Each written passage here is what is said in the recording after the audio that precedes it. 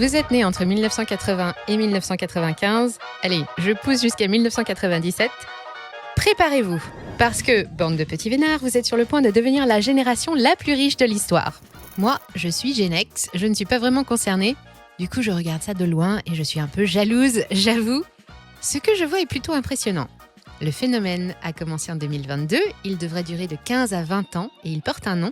Il s'appelle le Great Wealth Transfer, ou grand transfert de fortune.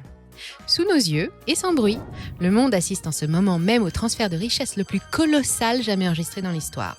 Les baby boomers, qui ont accumulé des fortunes comme aucune génération avant eux, vont passer le relais à leurs enfants et petits-enfants, et là, accrochez-vous, 124 000 milliards de dollars vont changer de main d'ici 2048, un nombre à 15 chiffres.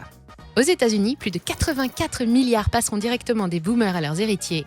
Et en France, ce sont près de 7 000 milliards d'euros qui vont circuler dans les 15 prochaines années. À la fin de l'opération, la génération Y sera à son tour devenue la plus riche de l'histoire. Et c'est un événement économique, financier et social sans précédent. Le grand transfert va bouleverser bien plus que des comptes bancaires. Il va remodeler les marchés immobiliers, faire vibrer les bourses, booster l'investissement dans les entreprises familiales et même influencer la fiscalité et les politiques publiques. Mais surtout, ce grand transfert va en réalité sonner le glas de quelque chose d'essentiel, la méritocratie.